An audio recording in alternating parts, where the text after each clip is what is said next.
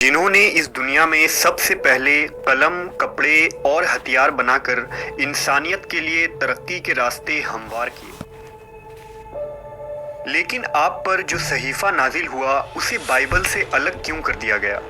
The book of Enoch एक ऐसा सहीफा जो शायद दुनिया की सबसे पुरइसरार किताबों में एक है, क्योंकि इस किताब में इस कायनात की पैदाइश, हज़रत आदम अलैहिस्सलाम के ज़माने के पुरइसरार कहानियाँ और ऐसे राज लिखे हैं जो शायद हमारे पढ़े गए तारीख से मेल नहीं खाते।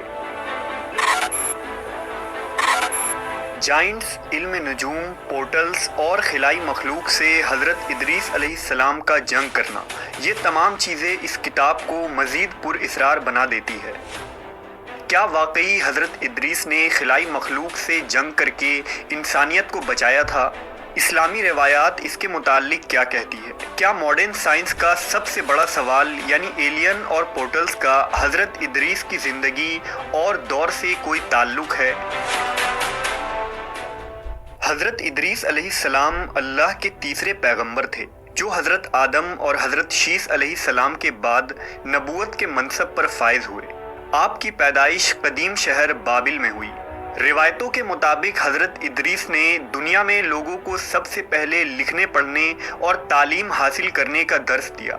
आपका ज़्यादातर वक्त दर्स व तबलीग में गुजरता था, चुनांचा लोग आपको इदरीस यानी दर्स देने वाला कहकर पुकारने लगे। आप अलैहिस्सलाम हज़रत शीस के 5वें नस्ल से ताल्लुक़ रखते थे।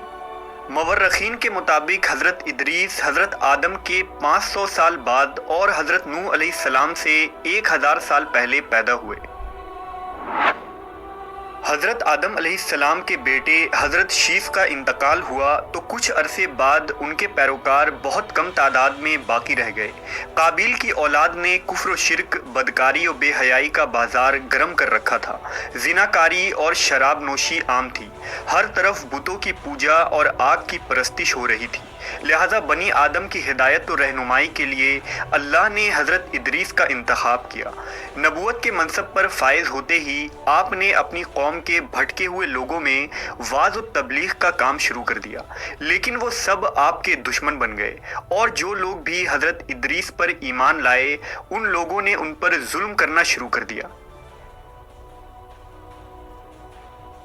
लिहाजा हज़रत इदरीस ने अपने पैरोकारों के साथ बाबिल से हिजरत करने का इरादा किया।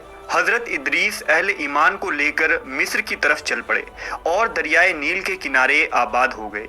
ये एक सरसब्ज व शादाब इलाका था। हज़रत इदरीस और आपके साथियों ने यहाँ दावत व तबलीग का काम जारी रखा और उन लोगों ने यहाँ मुख्तलिफ उलूम सीख कर खूब तरक्की की। अल्लाह ने कुरान मजीद में हज़रत इदरीस का जिक्र यूं फरमाया है, और इस किताब में इदरीस का भी जिक्र कीजिए, बेशक वो बड़े सच्चे नबी थे और हमने उनको बुलंद रुतबे तक पहुंचाया था। हज़रत इदरीस ने ही सबसे पहले कलम से लिखना और कपड़ा सीना ईजाद किया। उनसे पहले लोग उमूमन जानवरों की खाल को बतौर लिबास इस्तेमाल किया करते थे। हज़रत इदरीस वो पहले इंसान थे जिन्हें इल्म नजूम और इल्मुल हिसाब यानी एस्ट्रोलॉजी और मैथमेटिक्स का इल्म बतौर मुआजिज़ा अता किया गया था।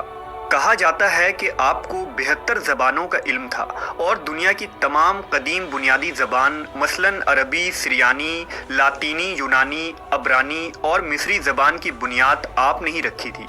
हज़रत इदरीस पर 30 सहीफ़े नाजिल हुए जो उस वक्त के लोगों के लिए रहनुमाई थी। आपने ही असलहा और हथियार बनाने के फ़न को आम किया। मवर्रखीन ने लिखा है कि चूँकि बनी काबिल बार बार आपके इलाके पर हमले किया करते थे, लिहाजा आपने असलहा बनाए और उनसे कई बार खूनरेज़ जंग भी लड़ी। हज़रत इदरीस अलैहिस्सलाम ने 365 साल की उम्र पाई थी। उलमा व मुफस्सरीन और बहुत से ताबईन का ये कौल है कि हज़रत इदरीस अलैहिस्सलाम को ज़िंदा आसमान पर उठा लिया गया था और चौथे आसमान पर आप अलैहिस्सलाम के रूह को कब्ज़ की गई, जहां नबी सल्लल्लाहु अलैहि वसल्लम ने मेराज की रात आपसे मुलाकात की थी। مشہور مصنف جمال الدین القفلی نے لکھا کہ عراق و ایران کے سرحدی علاقوں میں آباد التیمہ نامی ایک قوم حضرت ادریس کی باقی بچے ماندہ قوم میں ہیں، جو سائبین کی ایک شاخ ہیں۔ یہ لوگ خود کو ادریسی کہتے ہیں۔ یہ لوگ ستارے کو اپنے دینی رسومات کا ماخذ سمجھتے ہیں اور اپنی عیدیں اور قربانیاں ستاروں کے عروج اور رجوع کے وقت کے مطابق مقرر کرتے ہیں۔ قرآن و حدیث کے علاوہ حضرت ادریس علیہ السلام کی زندگی اور ان کے زمانے کے متعلق معلومات کے دو مزید ذرائع موجود ہیں۔ پہلا قدیم سومیری تختیاں اور دوسرا توریت کا گمشدہ صحیفہ یعنی دا بک آف اینوک۔ سن 1946 میں بحر مردار کے کنارے ایک غار میں 900 قدیم صحیفے دریافت ہوئے۔ یہ وہی صحیفہ ہے جو ہنوک یعنی حضرت ادریس پر نازل ہوا تھا۔ ان صحیفوں میں ایک بڑا صحیفہ توریت کے گمشدہ حصوں کا تھا، جسے آج ہم دا بک آف اینوک کہتے ہیں۔ بک آف اینوک میں تاریخ انسانی کی ایک مختلف کہانی ملتی ہے، جس میں حضرت نوح کے زمانے تک کے واقعات لکھے گئے ہیں۔ اس صحیفے میں ایک خاص قسم کے مخلوق کا ذکر ہے جسے دا واچرز کہا گیا ہے۔ انجیل میں انہیں دا فالن اینجلز کہا جاتا ہے۔ اس صحیفے کے مطابق حضرت ادریس علیہ السلام کے زمانے میں جیسے جیسے اس زمین پر انسانوں کی آبادی بڑھنے لگی تو زمین کی کچھ چیزیں آسمان کے فرشتوں کی نظر میں آنے لگی۔ ان فرشتوں کو بنی آدم کی خوبصورت عورتیں بہت پسند آئیں۔ وہ لمبی بالوں والی عورتوں کے فرشتہ تھے، لہذا سینکڑوں فرشتے آسمانی راستے سے زمین پر آ گئے۔ انہوں نے ان خوبصورت عورتوں سے زنا کیا اور شادیاں بھی کی۔ اس دوران ان فرشتوں نے انسانوں کو علم نجوم اور ستاروں کا علم سکھایا۔ ان عورتوں نے جب بچوں کو جنم دیا تو وہ انسان نہیں تھے، بلکہ عجیب و غریب دیو ہیکل مخلوق یعنی جائنٹس تھے، جسے بائبل میں نیفیلیم کہا جاتا ہے۔ اسلامی روایات میں بھی اس طرح کے لمبے قد والے دیو کا ذکر جگہ بجگہ ملتا ہے۔ بک آف اینوک کے مطابق وہ فرشتے زمین پر اپنی حکومت قائم کرنا چاہتے تھے اور انسانوں کو اپنے تابع کرنے کی خواہش رکھتے تھے۔ دراصل اہل کتاب یہود و نصارہ کا یہ عقیدہ ہے کہ ابلیس ایک فرشتہ تھا اور اس نے جب اللہ کی نافرمانی کی تو وہ مردود ہو کر ابلیس کہلایا، جبکہ قرآن و حدیث کے مطابق ابلیس فرشتہ نہیں بلکہ ایک جن تھا۔ لہٰذا اس غلط عقیدے کی بنیاد پر توریت اور عیسائی لٹریچر میں ان مخلوق کو فرشتہ لکھا گیا ہے، جبکہ فرشتے اللہ کے حکم کے تابع ہوتے ہیں، نہ ہی وہ نافرمان ہوتے ہیں اور نہ گناہ کر سکتے ہیں۔ وقت گزرنے کے ساتھ زمین پر ان واچرز کی آبادی بڑھتی چلی گئی۔ انہوں نے انسانوں اور جانوروں کو کھانا شروع کر دیا اور زمین میں خوب فساد ہوا۔ لہٰذا خدا نے زمین پر ایک فرشتہ بھیجا جس کا نام عزازیل تھا۔ اس نے انسانوں کو ہتھیار بنانا سکھایا۔ اس فرشتے نے انسانوں کو ستارے، سیارے اور کائنات کے متعلق علوم سکھائے، اور اسی نے اینوک یعنی حضرت ادریس علیہ السلام کو جنگ کرنے کے طریقے بھی سکھائے۔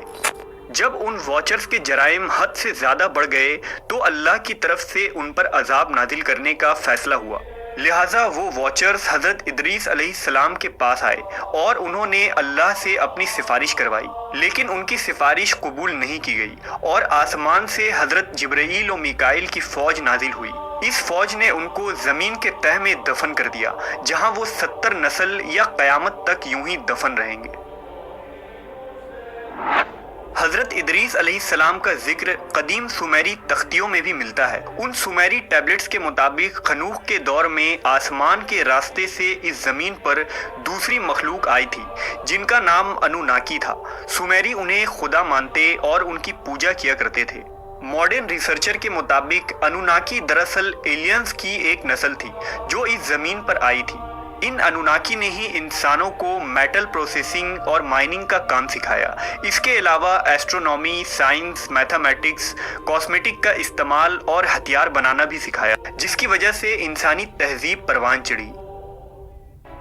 اسرائیلی روایات، صحیفہ اینوک اور سومیرین ٹیبلٹس کے ساتھ اگر اسلامی روایات کو جوڑا جائے تو حضرت ادریس علیہ السلام کے دور کا ایک ایسا خاکہ بنتا ہے جس سے دوسرے سیارے پر خلائی مخلوقات کی موجودگی اور پورٹلز کی موجودگی ثابت ہوتی ہے۔ عین ممکن ہے کہ وہ فالن اینجلز، واچرز یا انوناکی کوئی خلائی مخلوق ہوں۔ جو دوسرے پلانٹ سے ہمارے زمین پر حملہ آور ہوئے ہوں اور جن سے حضرت ادریس علیہ السلام نے جنگ کیا اور انسانی تہذیب کو بچایا۔ کیا جدید سائنس جس پورٹلز اور ایلین کی تھیوریز پیش کرتی ہیں، یہ تمام چیزیں حضرت ادریس کے دور کی ٹیکنالوجی تھی؟ قرآن و حدیث کی جدید سائنسی تعبیر کیا نئے رازوں سے پردہ فاش کرنے والی ہے؟